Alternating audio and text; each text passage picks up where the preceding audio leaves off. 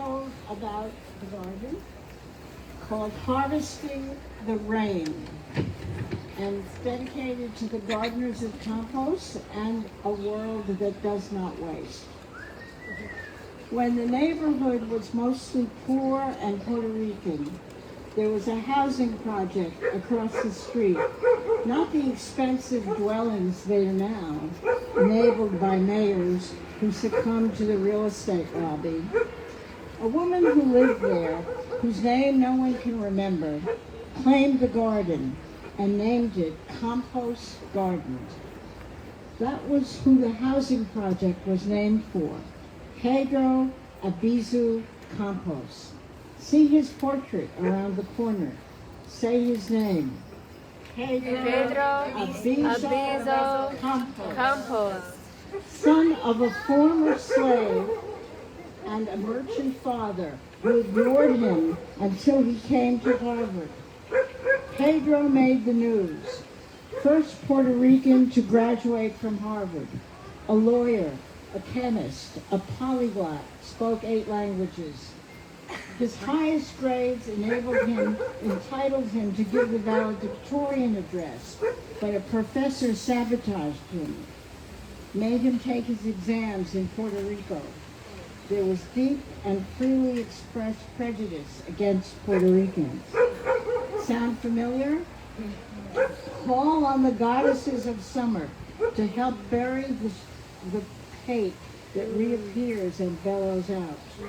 After a stint in the black backroads of the ROTC, Pedro's mind was shaped, said we could all live together, said the U.S. was an imperialist monster, fought the colonization of Puerto Rico, busted the sugar industry, supported workers, did not give in, stayed conscious to the very end, president of the Nationalist Party for decades, arrested, pardoned, arrested again for inspiring rebellion, died at 71 in 1965 from radiation experiments on prisoners. Does the spirit of Alberto Abizu Campos live here? The Campos Garden harvests rain. Honor that. A garden that harvests rain deserves attention and respect. Harvesting the rain is not a simple thing. Catching the water and keeping it in this space is a project. You build a special roof, just so the rain falls into massive tanks. You slope the entrance stones, just so no water escapes. A garden that harvests rain deserves respect. Pedro said we can all live together. Here you do. 35 members plant strawberries and basil, spinach and kale, every kind of vegetable and herb, special beans from Bangladesh, seedlings from the Ecological City, and a pyramid of herbs for guests. The Campos Gardens welcomes the public. On Day of the Dead, you create a pyre where neighbors place tokens of their loved ones.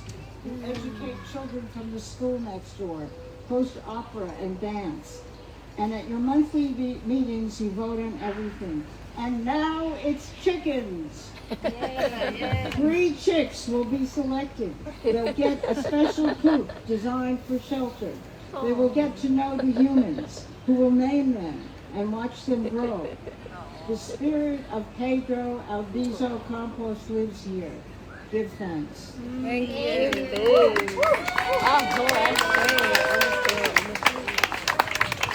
Mindy, take the mic. Beautiful, wow. Hello, this is from a poem that was written for this garden by STEVE DALCHINSKY called To Be Sustainable. This is an abbreviated part. I am sustainable, I sustained, I am able, looking now while pretending to protect the future only now. Too late to live for others, even for just a small amount. Too late, too late.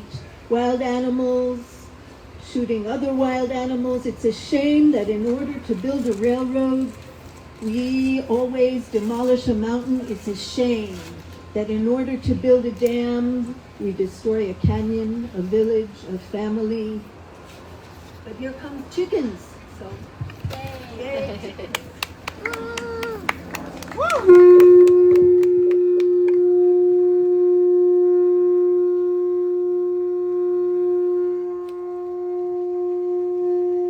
Here's our rainwater that we collected in Campos Community Garden for today's event.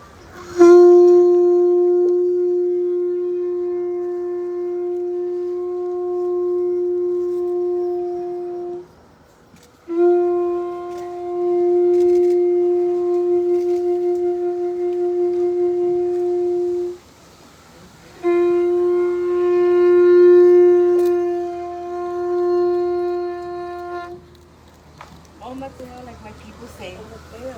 Oh, Mateo.